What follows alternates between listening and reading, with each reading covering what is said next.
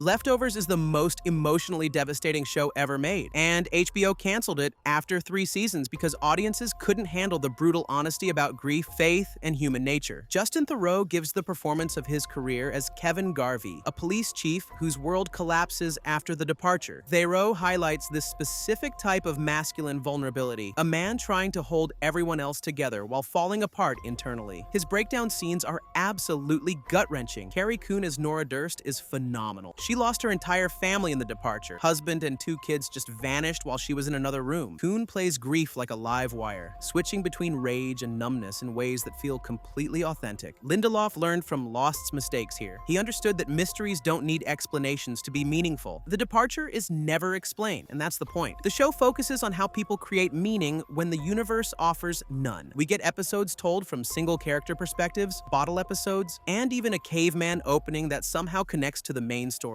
Lindelof and his writers took massive creative risks that paid off brilliantly. Max Richter's score deserves special mention. His compositions blend classical orchestration with electronic elements, creating this haunting soundscape that amplifies every emotional moment. The opening theme alone makes me tear up. The show examines different responses to inexplicable loss. Some characters join cults, others become violent, some find new purpose, and many just try to pretend everything's normal. There's no right way to process this kind of trauma. The production design creates this eerie, post-apocalyptic atmosphere without actual destruction. Life continues normally except for constant reminders that millions of people are missing. Empty houses, memorial walls, and grief counselors everywhere. Amy Brenneman leads the Guilty Remnant, a cult that takes vows of silence and chain smokes while wearing white clothes. They're arguably television's most disturbing antagonist because their philosophy that nothing matters anymore makes perfect sense given the circumstances. The show explores religious themes without being preachy. Different characters find comfort in various beliefs, but the series never endorses any particular worldview. It's more interested in examining why humans need faith when facing the incomprehensible. Critics loved it, but audiences found it too depressing. The show averaged only about 1.7 million viewers, which is tiny for HBO. But those who connected with it experienced something profound, a meditation on loss that helped many viewers process their own grief. The international storylines in later seasons expanded the scope beautifully. We see how different cultures interpreted the departure, from Australian Aboriginal communities to Japanese researchers to Texas evangelical groups. Okay, before we continue, 98% of you haven't subscribed yet. That hurts, but we'll forgive you if you hit that button right now. These videos take ages to research, edit, and polish, and every sub tells us, hey, keep going, this is worth it. Our goal is to drop that number to 70% by the end of the year, and you can help us get there. So smash that subscribe and let's jump into it. Season 1. 3 years after the sudden departure, the town of Mapleton, New York, struggles to return to normalcy. Police Chief Kevin Garvey patrols streets filled with memorial posters and missing person flyers. His wife Lori left him to join the Guilty Remnant, a cult that's taken vows of silence. The Guilty Remnant, led locally by Patty Levin, believes the world ended on October 14th, and everyone remaining should stop pretending life has meaning. They wear white clothes, chain smoke, and follow people around as reminders of loss. The townspeople hate them but can't make them leave. Kevin's teenage son Tom dropped out of college to follow Wayne Gilchrist, a man who claims he can remove people's pain through hugs. Wayne operates from a compound and has relationships with multiple young Asian women. Tom helps protect Wayne while questioning whether his abilities are real. Kevin's daughter Jill acts out by having sex with random boys and participating in dangerous games with her friends. She's angry at her mother for abandoning the family and takes risks to feel something other than abandonment. Nora Durst works for the Department of Sudden Departures, interviewing families who lost people to determine if they qualify for compensation.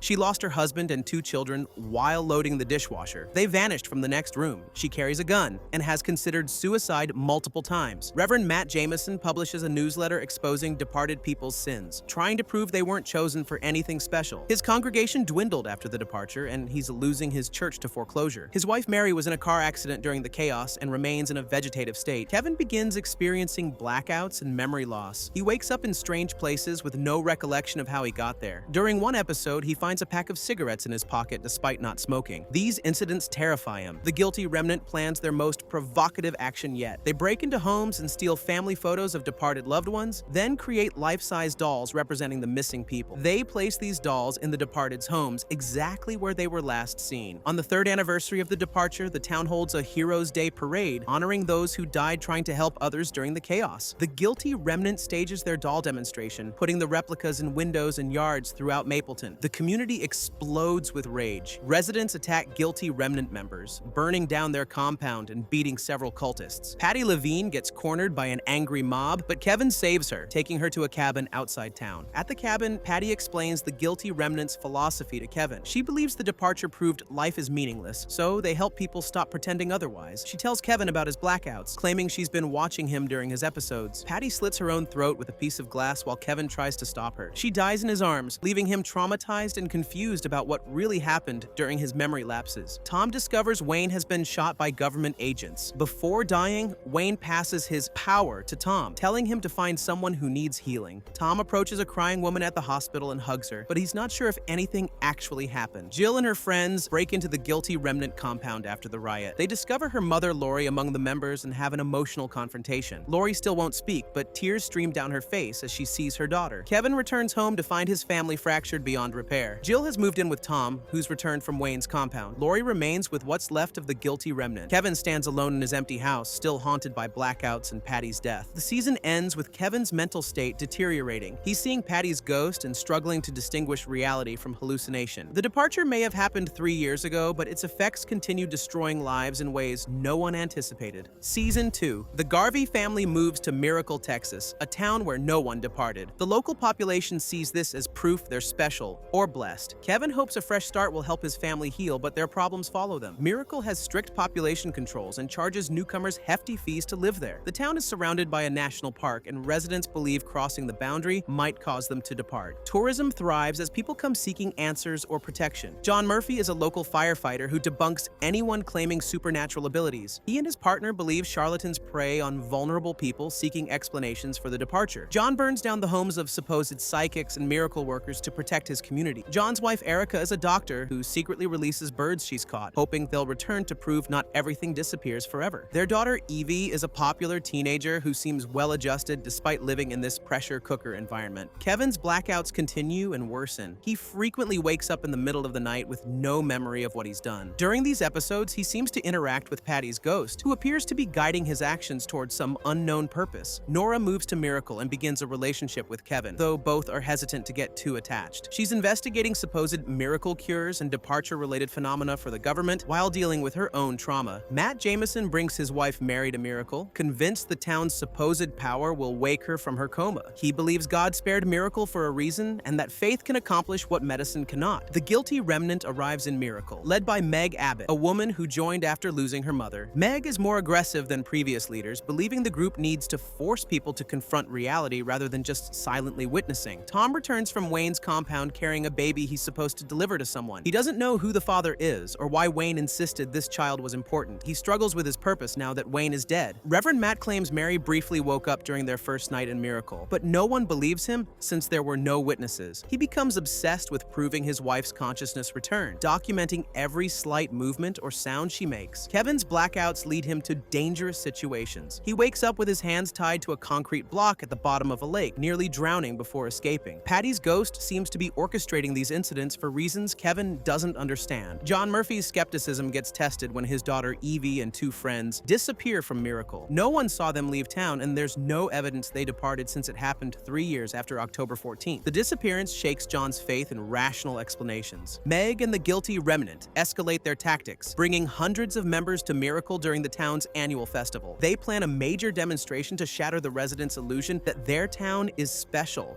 or protected. The guilty remnant reveals they've been hiding Evie and her friends, who joined the cult voluntarily. The girls stage their own disappearance to prove that people can vanish without supernatural intervention, destroying Miracle's sense of security. Kevin confronts Patty's ghost with Virgil, an old man who claims he can help Kevin understand his condition. Virgil gives Kevin poison, sending him into a near-death experience where he must confront Patty in a hotel that exists between life and death. In this liminal space, Kevin learns that Patty has been trying to tell him something important. She's not just a hallucination, but some kind of spiritual presence with knowledge about the departure's true nature. Kevin must sing karaoke to banish her, performing Homeward Bound to free himself. Kevin returns to life as Miracle erupts in chaos. The guilty remnant's revelation about Evie destroys the community's faith in their special status. Residents turn violent, attacking cult members and questioning everything they believed about their town's protection. John Murphy's worldview collapses when he realizes his daughter chose to leave them. His rational explanations for everything can't account for why Evie would abandon her family to join a cult that preaches meaninglessness. The season ends with the Garvey family still fractured despite their move to Miracle. Kevin's supernatural experiences have intensified rather than resolved. The town's supposed sanctuary has been exposed as another illusion people created to cope with incomprehensible loss. Season 3. 7 years after the departure, the world prepares for the 7th anniversary, which some believe will bring either the return of the departed or a second disappearance. Various groups make pilgrimages to Australia, where scientists claim they've detected unusual activity. Kevin Garvey Sr. has been having visions directing him to Australia. He believes he's meant to prevent an apocalyptic flood through an Aboriginal song that was interrupted on departure day. His mission seems insane, but he's convinced it's humanity's only hope. Nora and Kevin are engaged and living together in Miracle, which has returned to some normalcy after the guilty remnant incident. But their relationship is strained by Kevin's continued supernatural experiences and Nora's obsession with finding the departed. Lori has left the guilty remnant and become a therapist who deprograms cult members. She's written a book about her experiences and travels the country helping people leave destructive groups. But she's battling cancer and considering suicide. Dr. Eden and his team claim they've developed technology that can transport living people to wherever the departed went. The process involves radiation that's likely fatal, but desperate people are willing to risk death for answers about their missing loved ones. Matt Jameson has become convinced that Kevin is a messianic figure based on his resurrections and supernatural abilities. Matt writes a book documenting Kevin's miracles. Despite Kevin's protests that he's not special or chosen for anything divine, Kevin continues dying and returning to the Hotel Limbo, where he takes on different identities. Sometimes he's a police officer, other times an assassin or president. Each death seems to serve a purpose he doesn't understand, but the experience is becoming addictive. Grace Playford runs a support group in Australia for people who lost family members on October 14th. Her children departed while she was at work, and she spent 7 years trying to understand why she was left behind while they were taken. The world experiences various signs and portents as the anniversary approaches. Animals behave strangely, natural disasters increase, and desperate people engage in increasingly extreme behaviors, hoping to trigger another departure or reunion. Tom has been impersonating his father online, answering emails from people seeking guidance about supernatural experiences. He's trying to protect Kevin from becoming a cult leader while dealing with his own questions about Wayne's supposed powers. Nora decides to undergo the radiation procedure to find the departed, despite Kevin's objections. She's convinced her family is alive somewhere and that she needs to be with them rather than continuing to live without them. Kevin follows his father to Australia, where various groups have gathered expecting something momentous to happen. Aboriginal elders, Christian evangelicals, New Age believers, and scientists all converge on the continent with different expectations. Lori attempts suicide by drowning, but changes her mind at the last moment. She survives and decides to fight her cancer rather than give up. Her near-death experience gives her new perspective on the value of life, even amid suffering. Kevin Sr. finally performs the Aboriginal song he believes will save the world, but nothing obvious happens. The 7th anniversary passes without incident. No new departures, no returns, no apocalypse. Life continues as it has for 7 years. Years later, Kevin finds Nora living as a hermit in Australia. She claims she went through the machine and found the departed in an alternate reality where they were the majority and the non-departed were the missing minority. She says she returned because she realized she belonged with the living. Nora explains that in the other world, her family had moved on without her. They weren't waiting or suffering. They'd built new lives. She realized her obsession with finding them was preventing her from living her own life with the people who remain. Kevin and Nora reconcile, both finally accepting that some questions don't have answers and that love between survivors is more important than understanding why others disappeared. They attend a wedding together, symbolically choosing life and connection over grief and isolation. The series ends with Kevin and Nora as elderly people, still together despite all the trauma they've endured. The departure remains unexplained, but they found peace by choosing to focus on the relationships they have rather than mourning those they lost. The final shots show the world continuing to function despite the permanent mystery of October 14th. People have adapted, created new meaning, and found ways to love each other even when ultimate questions remain unanswered. The Leftovers concludes not with explanations about where the departed went, but with the understanding that healing comes from accepting mystery rather than demanding answers. Kevin and Nora's relationship survives because they choose love over the need to solve unsolvable puzzles. What did you think about Nora's story of finding the departed in another world? Do you believe she really went there? Or was it her way of finally letting go? And how do you think you'd cope if 2% of everyone you knew just vanished tomorrow? Let me know your thoughts in the comments below.